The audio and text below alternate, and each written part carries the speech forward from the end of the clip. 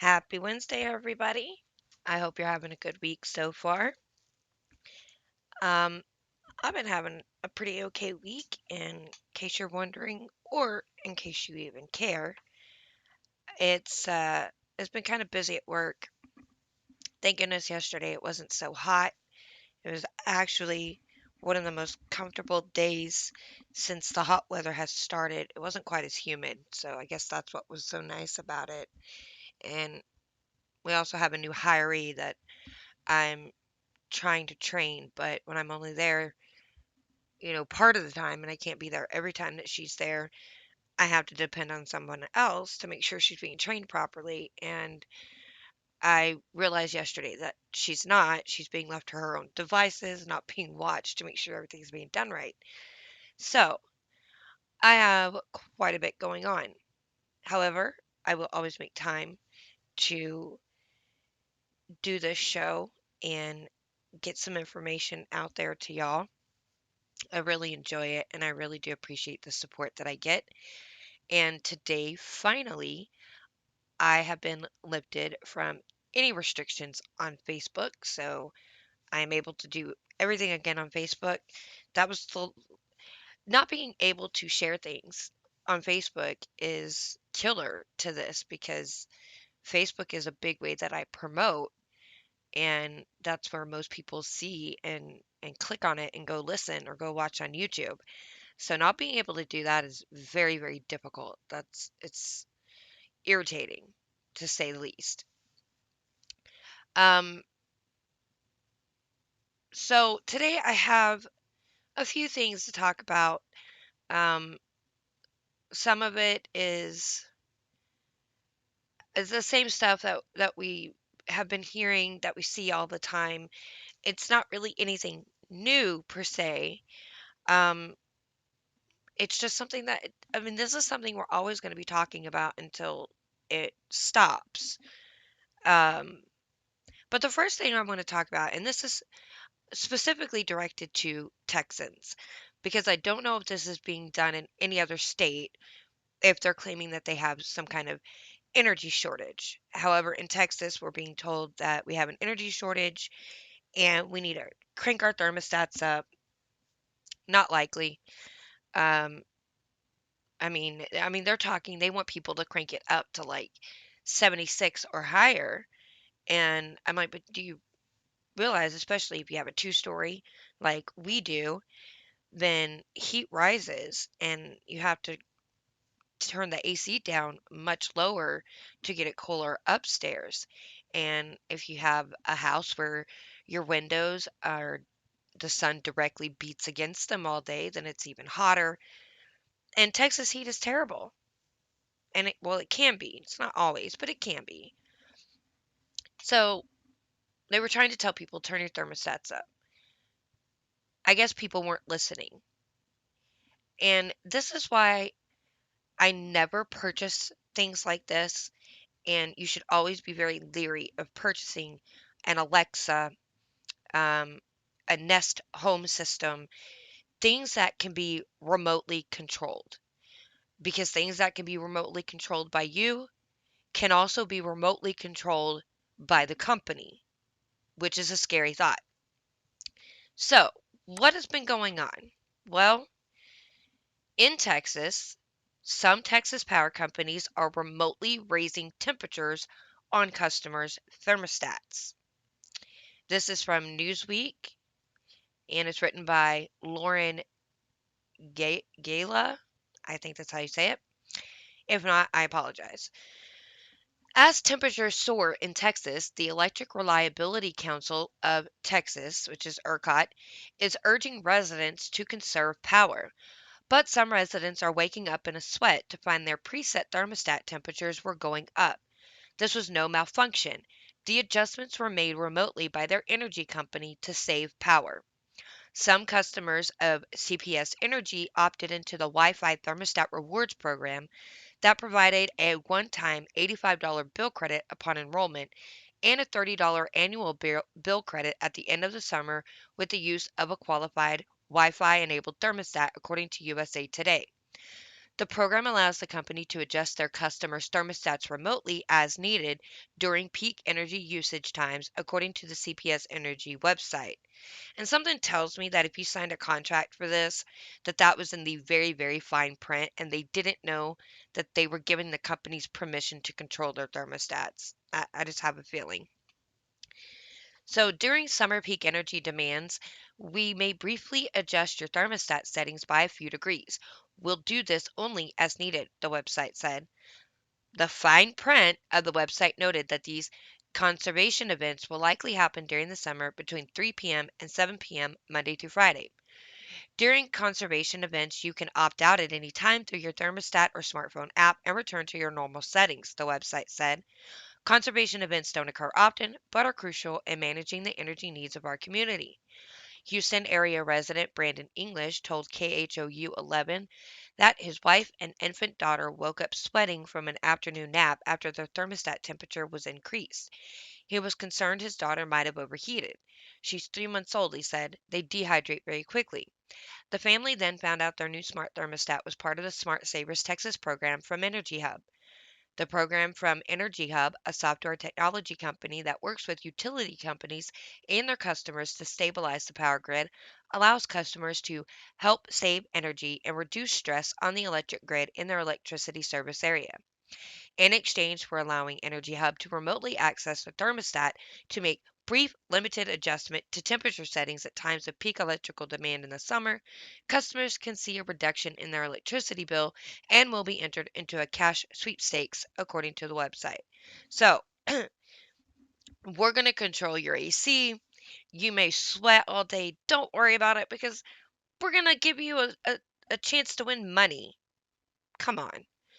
Um, Thermostat owners typically receive an offer to participate from their manufacturer or service provider with their mobile app or via email. Erica Diamond, the vice president of customer solutions for Energy Hub, told Newsweek. During a demand response event, Smart Savers Texas increases the temperature on participating thermostats by up to 4 degrees to reduce energy consumption and relieve stress on the grid. So, if you were someone who was comfortable with your AC sitting at 74, then they might set it up to 78. That's almost as hot as it is outside in the early morning hours at like 9, 9:30, 10 o'clock. It's about 80 degrees sometimes. And then, around 12, 1 o'clock, it hits like 98. So your house is just as hot as it is outside. That's crazy. Diamond added that every participant actively agrees to the terms of the program and can opt out of a demand response event at any time. English and his family unenrolled in the program as soon as they could. I wouldn't want anybody else controlling my things for me, he said. If somebody else can manipulate this, I'm not for it. And I wonder how many people actually quit manipulating it even after they opt out. Some of Energy Hub's clients include CenterPoint Energy, ERCOT, and TXU Energy. In a statement to NBC affiliate KPRC, CenterPoint Energy said it has agreements with third party companies who aggregate residential customers for purposes of curtailing energy use. These companies, such as Energy Hub and their Smart Savers Texas program, enroll residential customers who agree to participate in curtailment events designed to reduce load peak demand, the statement said. When CenterPoint Energy or another utility initiates a curtailment event based on high temperatures or high demand, Energy Hub then starts the energy curtailment through the customers it has enrolled in its program. Um, so I have a problem with that. There you go again with somebody in power just trying to control your life, telling you what to do, and not even telling you what to do because we've told you and you're not doing it, so we're just going to do it for you. That's a problem. And apparently, it's not just Texas. I see here that even California, their blackout updates, and they're also being told to conserve electricity due to extreme heat, which is not anything new for California. They've always had blackouts because they have renewable energy sources that just they can't handle the demand of the electricity that needs to run the state. So they constantly have these blackouts. So, and California, They were advised to conserve energy to prevent further strain on the state's power system amid the ongoing heat wave across California and other parts of the country. You see. Yeah. This was written by Sue Kim. Um, no rolling blackouts are expected at this time, the California Independent System Operator, which manages the state's power grid, said late Thursday. The ISO extends its Flex Alert through Friday, asking consumers to again conserve electricity during the evening as California and states across the country work to relieve stress on electric grids due to extreme heat, according to a statement on Thursday. A Flex Alert advises customers to save electricity by adjusting thermostats, turning off all unnecessary lights, and avoiding the use of major appliances. Residents are also encouraged to use fans for cooling and to unplug any unused electrical items. The Flex Alert, which was also in place Thursday from 5 p.m. to 10 p.m. local time, is scheduled for Friday 6 p.m. to 9 p.m. local time. In a tweet late Thursday, the energy manager said the state's power grid is stable and no rotating power outages are anticipated. And so what if you don't know how that works because you're going to live in a state that this happens in, they do rotating power. So they shut off an area of electricity that are all on the same grid, and they turn that off for so long. Then they turn that back on, and they rotate to the next grid and turn it off for a while. So there's many people without electricity for a certain amount of time. So because it just can't handle it. There's a problem when you have states that have these huge populations that never had these issues until they started using renewable energy sources. We are just not up to the standard of being able to provide electricity to the entire population stably with whatever electricity they want to put out of their own free will.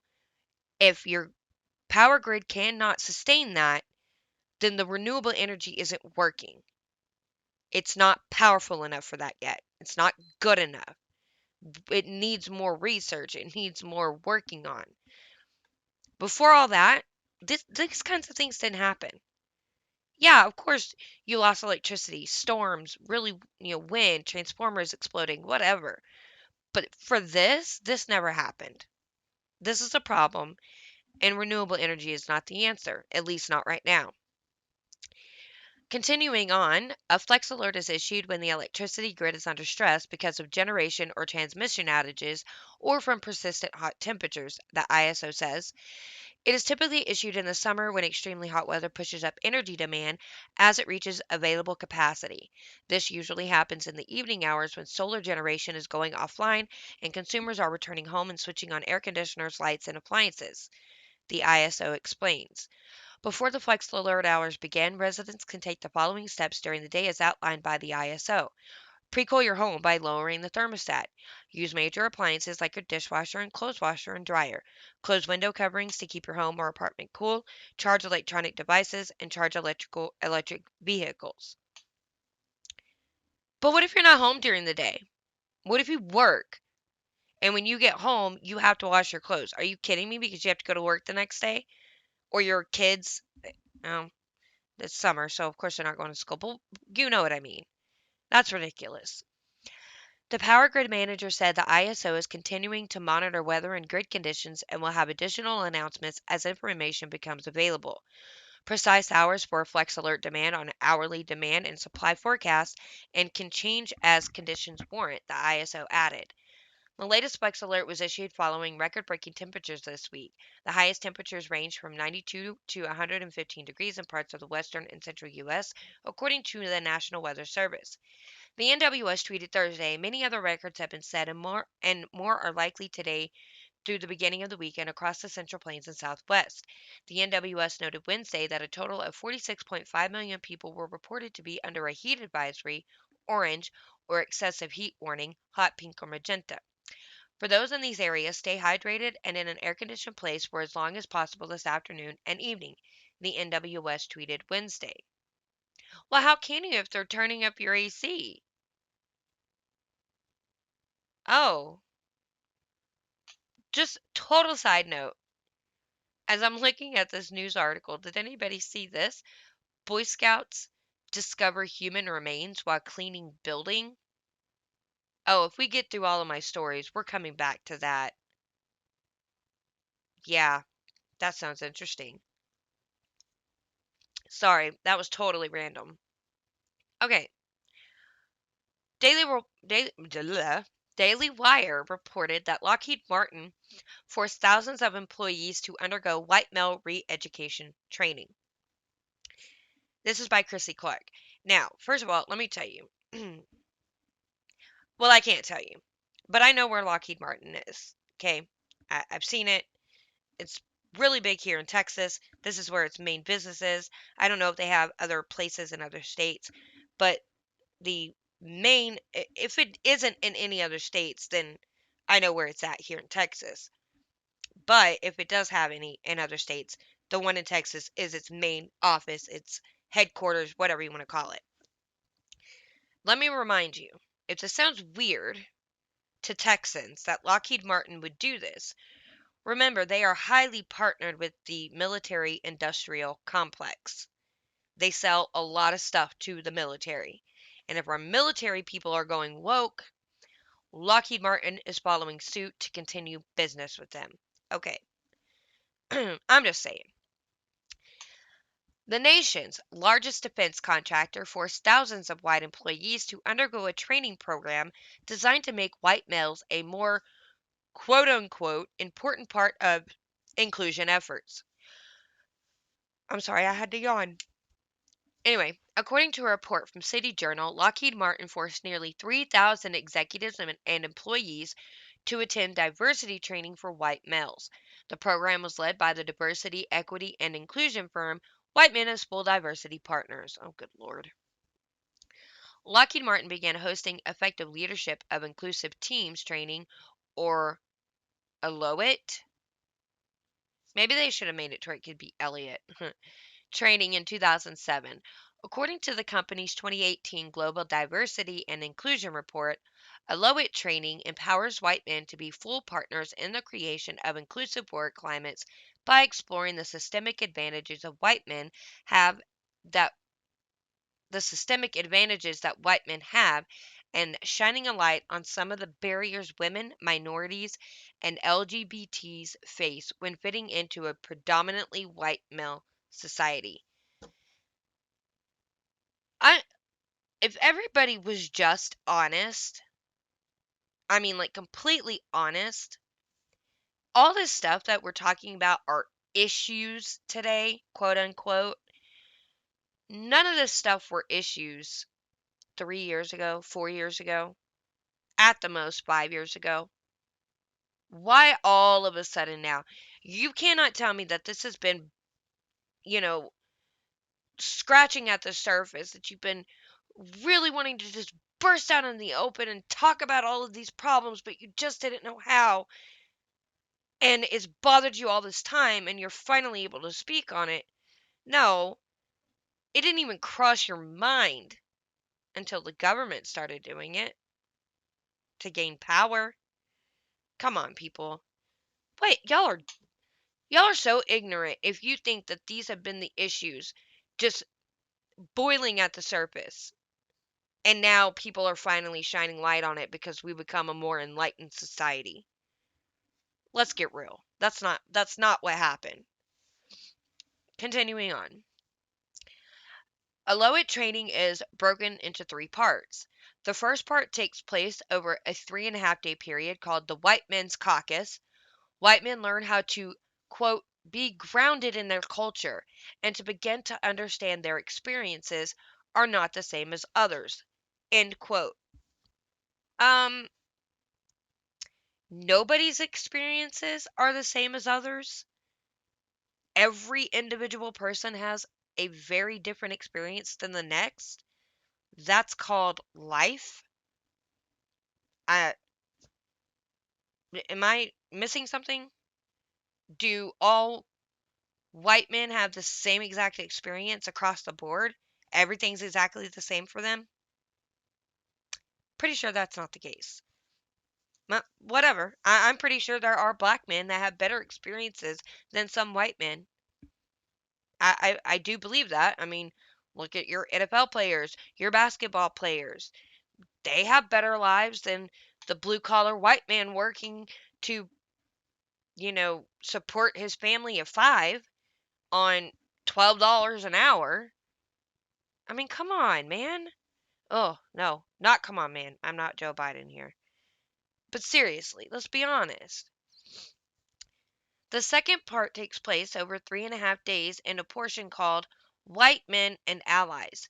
This section helps white men and their allies, including white women and people of color, to develop, quote, partnerships across diversity boundaries, end quote. Part 3 is a day-and-a-half summit that helps white men, quote, build awareness of U.S. white male cultures, its impact on Lockheed Martin, and the role of white men in creating an inclusive organization and help them take specific action, end quote. Diversity training begins with a free association exercise led by White Men as Full Diversity Partners trainers. Employees were asked to list words they associate with the term white men.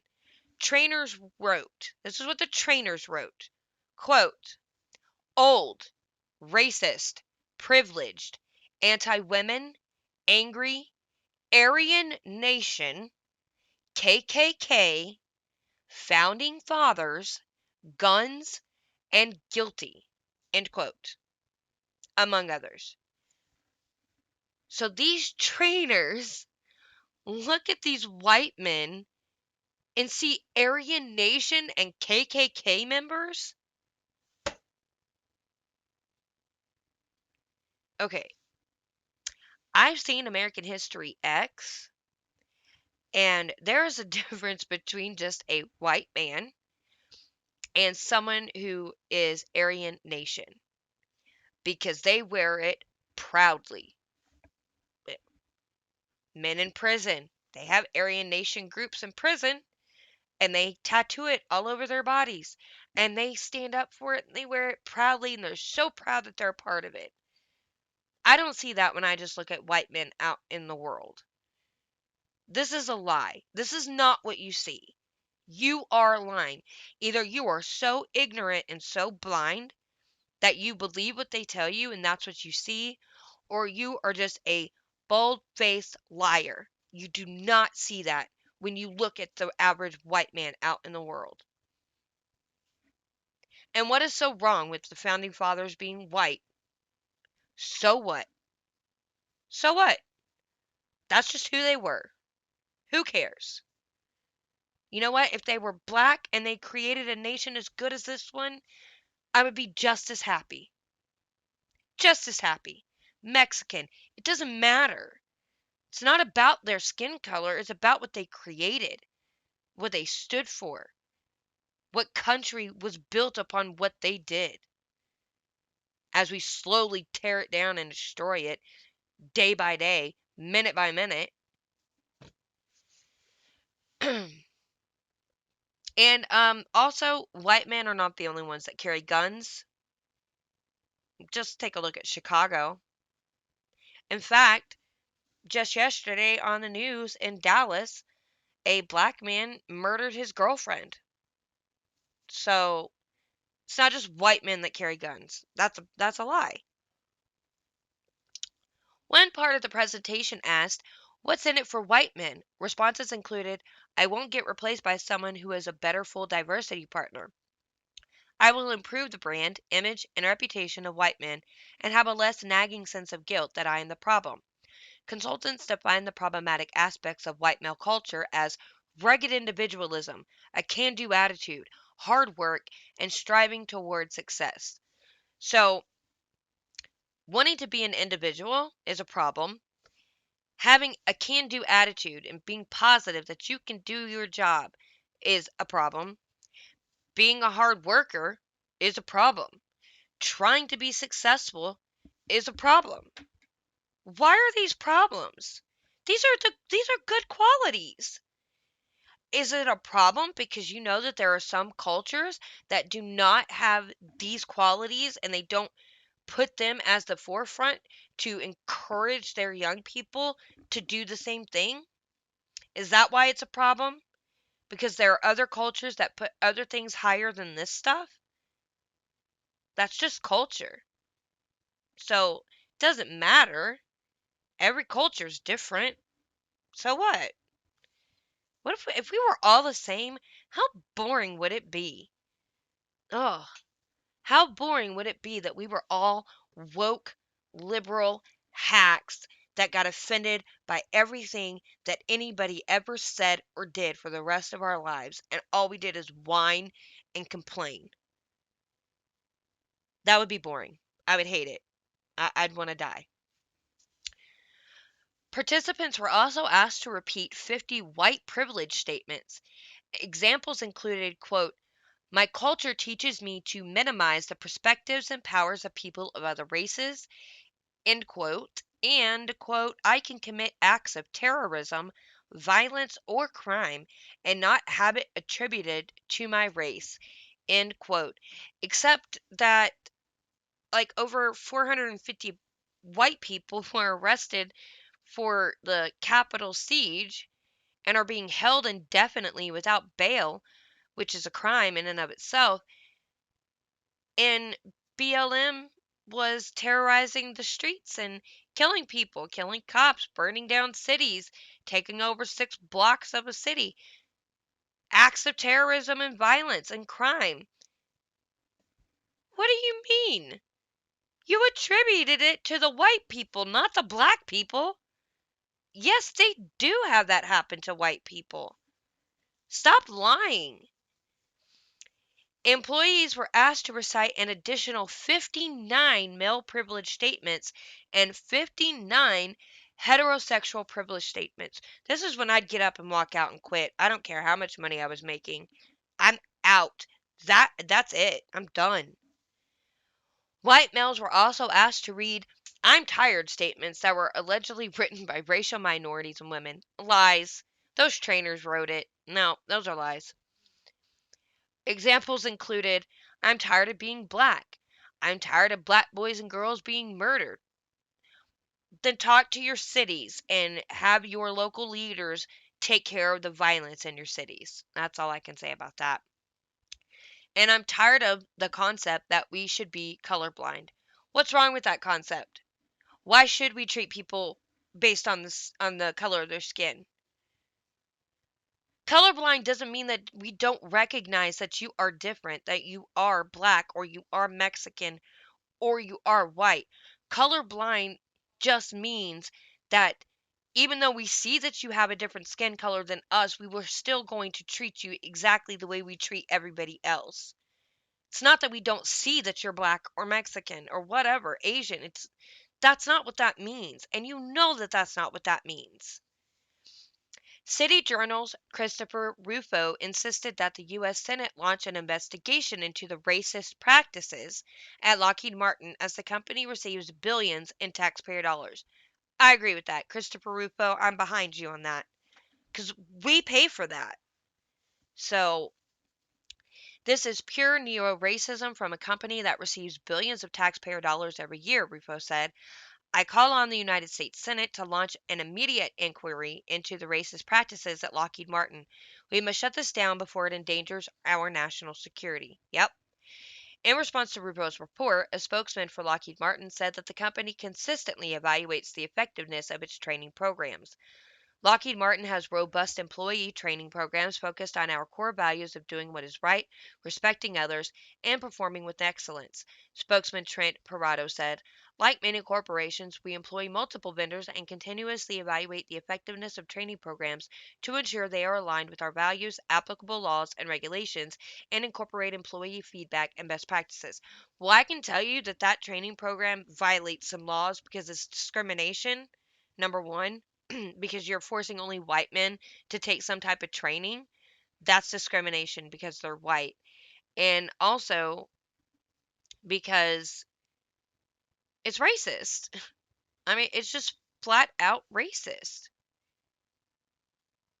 And you can have these types of training programs to teach what's right, how to respect others, and perform with excellence without focusing on your skin color. That can be done. Now, this is from Lockheed Martin, their global diversity and inclusion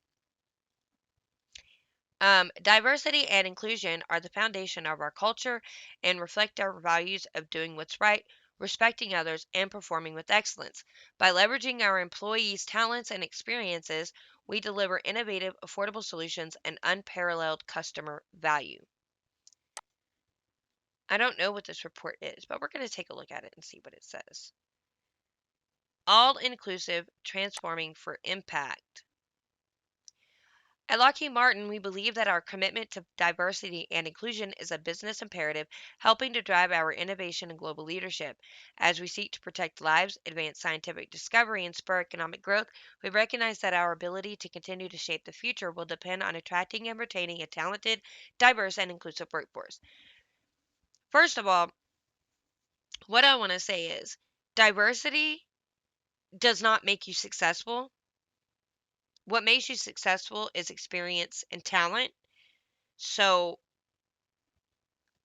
if you can't be diverse because only a certain type of people have this experience because that's just what they happen to do, then why is that a problem? Why would it be a problem if only black people were hired because of a specific talent that all these people possessed and nobody else had the same talent, but you just throw them in there just to be diverse and they have no experience. They don't know what they're doing. Kind of like how you throw Kamala Harris into the VP spot just because she's a woman and she's black, but she has no idea what she's doing. She is not qualified to do that job. That doesn't make it better just because it's diverse. So, let's see.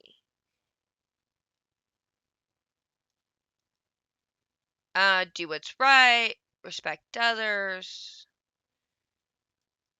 I don't really care to read any of that. That is why we selected All Inclusive Transforming for Impact as the theme of our 2019 Global Diversity and Inclusion Annual Report. As a company, we believe being all inclusive means hearing from all voices, leveraging all skills, and encouraging all talents throughout our workforce. In 2019, we took bold steps to foster a culture of respect and inclusion where all employees can feel comfortable contributing their best work. Okay. Powered by people, transformed by purpose, elevated by passion. I don't Executive Inclusion Council. Oh gosh. But I mean, they have approximately 110,000 employees. They have approximately 7,500 international employees. Um, and they decided to let you know that their board of directors who self-identify as female is 36%. Leaders who self-identify as a female, 22%. They have about 5,800 engineers, scientists, and IT professionals. Executive leadership who self identify as a person with disabilities, 9%. Leaders who self identify as a person with disabilities, 10%. Leaders who self identify as a person of color, 19%. Okay, you don't self identify, that is just who you are. Employees who self identify as a person of color, 28%. Oh, well, that's not very inclusive. Employees who self identify as a veteran are 1 in 5. Leaders who self identify as a veteran, 24%, and millennial, 46%. There's your problem. You are made up of almost half of a millennial generation who are some of the dumbest people to ever walk the earth. They're immature, they're brats, they're spoiled, they're babies, they're entitled. That's your problem. Get rid of your millennials, hire somebody else, get them out. You wouldn't have this problem if you didn't have millennials working there. I'm just saying. Anyway, moving on. Lockheed, go away. Now, Republicans blocked the rotten election reform bill in Senate as VP Harris presides over debate. This is written by Marissa Schultz. Senate Republicans Tuesday blocked sweeping legislation on election and campaign finance reforms that Democrats said is crucial to ensuring voting rights and saving democracy, but the GOP blasted as a partisan power grab. The For the People Act needed 60 votes to clear a procedural vote in the Senate Tuesday, but Republicans filibustered and killed the legislation from advancing to debate. Oh, beautiful. No Republicans joined with the 50 Democrats on the motion to proceed. Senate Minority Leader Mitch McConnell, Republican from Kentucky, said Republicans won't stand for Democrats' attempt to impose new voting standards on states that would rig elections in their favor. He called the substance of the nearly 900-page bill rotten to its core. So he tweeted out, "The rotten inner workings of Democrats' S1 power grab have been thoroughly exposed to the light. Whichever label Democrats slap on their bill, the substance remains the same."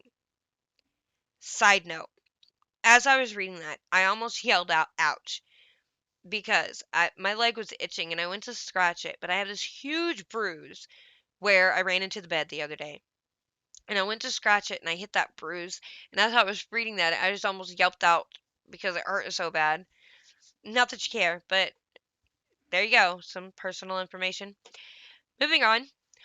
Republicans took issue with imposing federal standards on state elections that said they would weaken state ID requirements. They also opposed starting a new public financing system for congressional elections and politicizing the Federal Elections Commission that enforces campaign finance laws.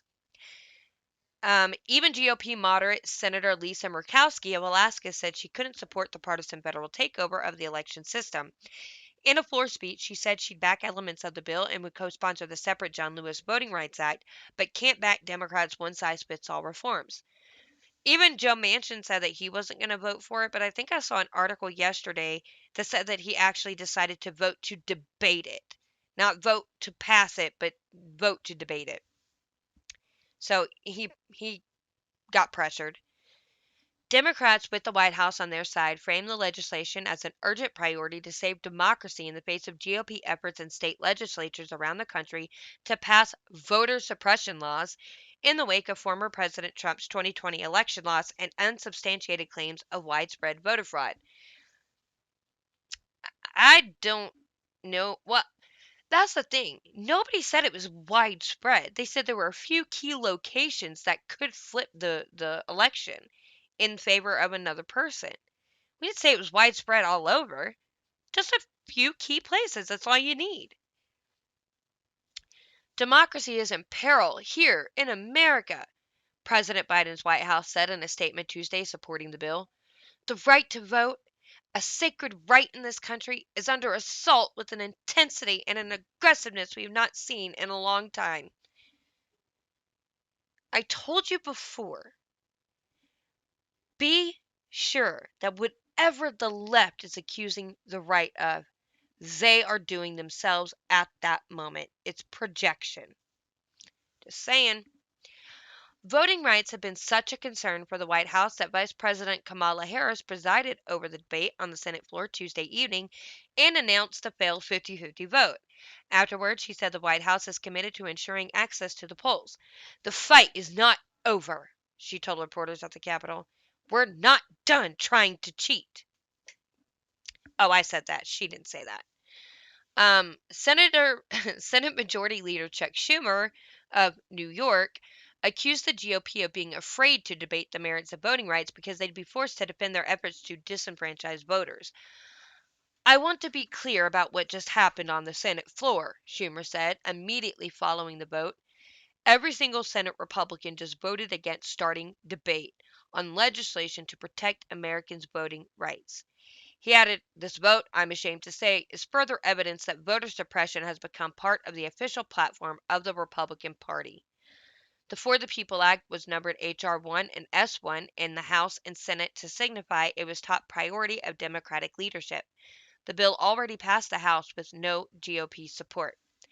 The voting rights legislation, if enacted, would take aim at big dollar donors and dark money in politics by requiring additional disclosure of campaign donors and disclaimers on political advertising.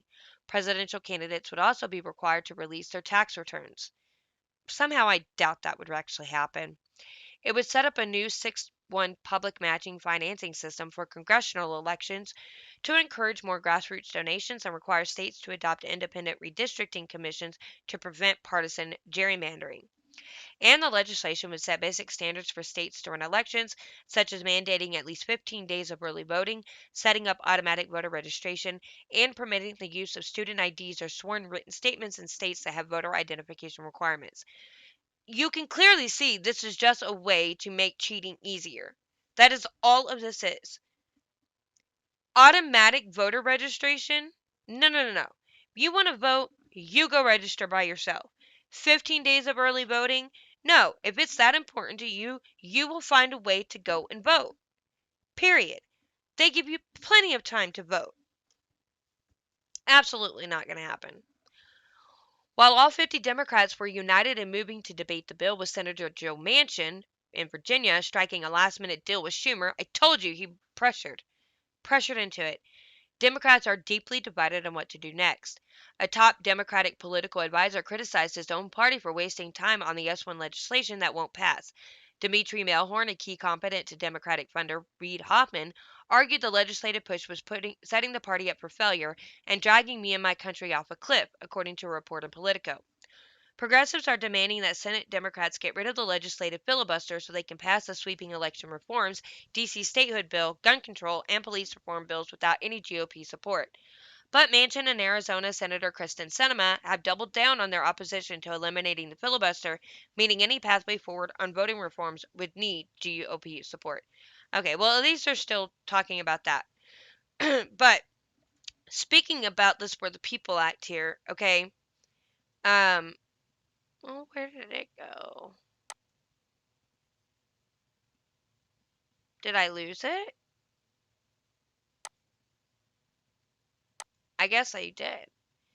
So, Stephen Crowder did a segment and talked about this bill, the For the People Act, where it would force states to allow same day registration, mandating and expanding early voting, mandating no excuse absentee voting, bans identification requirements for obtaining absentee ballots, and forces states to accept sworn affidavits instead of ID.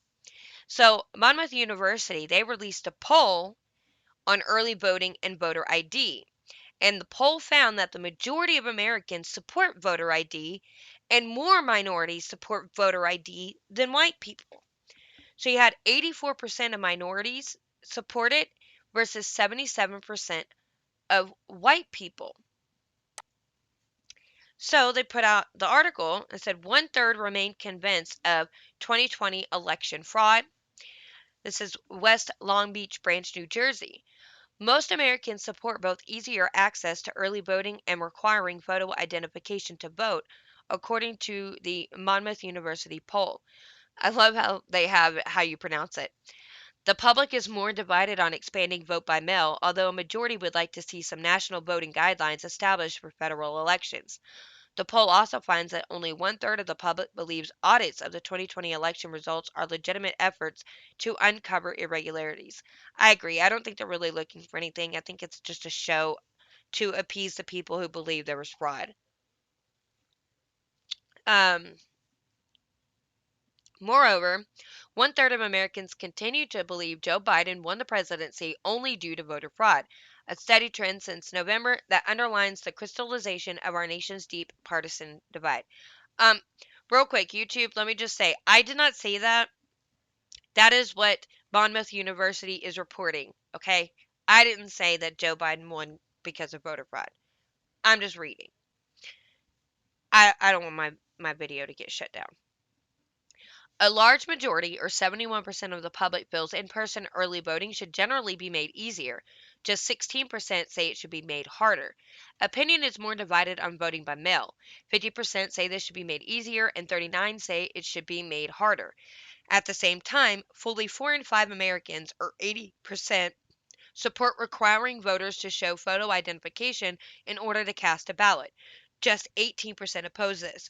And the reason why most people are in in favor of voter ID. Number one, because that's pretty normal across the board for things. You got to show an ID to buy cigarettes. You got to show an ID to buy alcohol. You got to show an ID to check out a book at the library. You got to show an ID to go fly on a plane. There's so many things that you have to that requires you to show identification. Why should voting be any different unless the goal was to allow people who should not be voting to vote and garner more votes for the party that is supporting it. It's not a good thing because people who are voting that oppose it, um, or that are for voter ID, they feel disenfranchised and like their vote does not count when anybody can go vote without voter ID. So it's like, what is even the point of voting anymore? That's just the way it is. And if this ever passed, no conservative president would ever be elected ever again. There'd be no chance because they would be cheating left and right. The Democrats would take over. And that would be the downfall of this country. And I think I would have to move. Just have to find somewhere else I could go. Fiji, maybe. Um, Easing in-person early voting access and requiring photo IDs both have bipartisan majority support. Approval of making early voting easier stands at 89% among Democrats and 68% among independents and 56% among Republicans. Support for requiring a photo ID to vote stands at 62% among Democrats, 87% among independents, and 91% among Republicans.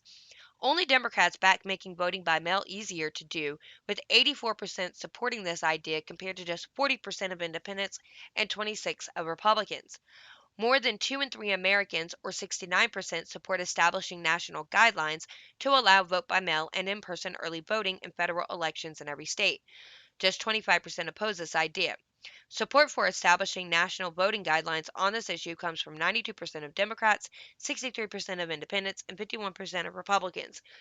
Let me tell you why it would be a very bad idea to allow the federal government to mandate election laws for the entire country. Well, that's a lot of states to count votes. And if look, a one size fits all is not the best thing for anything. We've seen that with the virus. They do a one size fits all, shut everybody down, lockdowns, and you see that it didn't work because you have places that are very, very sparsely populated, like Montana, you know, places like that. And then you have California and New York where they're all cramped together that should have different, setups for it than living in the middle of nowhere. I mean, it doesn't work. And it doesn't work in anything that you're talking about. Everything is different, so every state should have the right. Number one, we have states' rights. States have rights to make their own laws and not to be burdened down by the federal government. So they can't even do that. Constitutionally, they can't do this. The poll contains some seemingly conflicting information on voter access. The bottom line seems to be that most Democrats and Republicans want to take the potential for election results to be questioned off the table. The problem, though, is they aren't likely to agree on how to get there, said Patrick Murray, director of the independent Monmouth University Polling Institute. Do you know how you get there? Require voter ID. That's how you get there. And double check it when you're counting votes. That's all I'm saying. Do not allow mail in voting. And if you do allow absentee, they have to personally request it and they have to personally get it back. Do not give it to any third party to get it back to them. It's very simple stuff. More Americans say voter disenfranchisement, 50%, is a major problem in the United States than say the same about voter fraud, 37%. Democrats, 64%, are more likely than either Republicans, which is 43%, or independents, 42%, to see disenfranchisement as being a major problem, of course. Republicans, 64%, are more likely than independents at 41%, and both groups are much more likely than Democrats at 10% to see voter fraud as a major problem. 9 years ago, the overall number of registered voters who considered voter fraud to be a major problem was 36%, was similar to the current results, although those who said it was not a problem at all was slightly lower at 20% than it is today at 29%. Concern about voter fraud being a major problem has increased among Republicans since 2012 from 51%, while it has declined by the same amount among Democrats from 23%. Disenfranchising eligible voters is nominally bigger concern than voter fraud, but the sizable number of Americans who cling to the view that fraud determined the 2020 election poses an interchangeable challenge for reaching any public consensus on voting access, said Murray. One third, or 32% of Americans, continue to believe that Joe Biden's victory in 2020 was due to voter fraud. I didn't say that. That's the article, YouTube. A number that has not budged since the November election.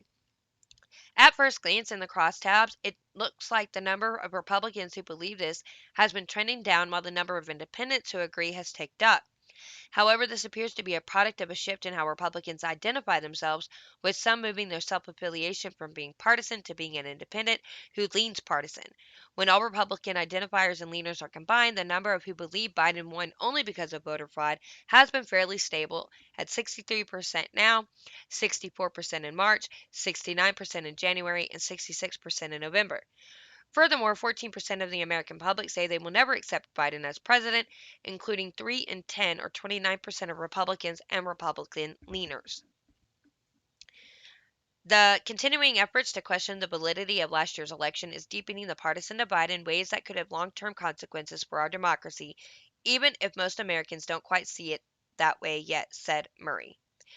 Most Americans, or 57%, see audits of the 2020 election results that are ongoing or planned as primarily partisan efforts to undermine valid election results. 1 in 3, or 33%, though, say these are legitimate efforts to identify possible voting irregularities. When asked about the impact of these audits, 40% say they will weaken American democracy versus 20% who say they will strengthen our democracy, while 35% say they will have no impact.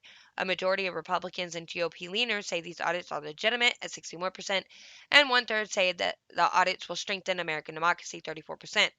Among all other Americans, just 14% say the audits are legitimate, with 55% saying they will actually weaken our democracy. Overall, 38% of the American public expects the impact of these audit efforts to be long lasting, including nearly two-thirds of those who believe they will either weaken at 63% or strengthen at 64% our democracy.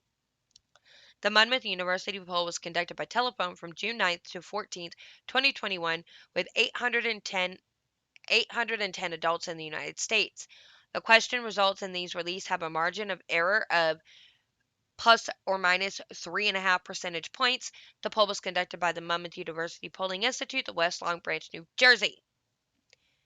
There you go. So, question 23 was: do you believe Joe Biden won the 2020 election fair and square, or do you believe that he only won it due to voter fraud? Fair and square in June, it was 61%. Due to voter fraud, 32%. Don't know, 7%. So, if you want to go there, you can go to monmouth.edu and look up this article, and you can read the questions that they did ask if you want to do that. However, it's time for me to say goodbye. I had a really good time today. A lot of important information going on. Biggest story, though, is this For the People Act. It is not for the people, it is for the Democrats Act. That is exactly what it is. It's the Corrupt Politicians Act. That's all. So please, please, call your legislators, call your representatives and your senators, and tell them you do not want this to pass, that they must work to keep this from passing, or they will be voted out in 2022. That's what you do. You get in contact with your local leaders, not your local leaders, your state representatives and state senators. Ted Cruz, I think he's very easy to get in touch with. I think his office always makes sure that he gets his messages. So, yeah. And I don't even remember who our other senator is, to be honest.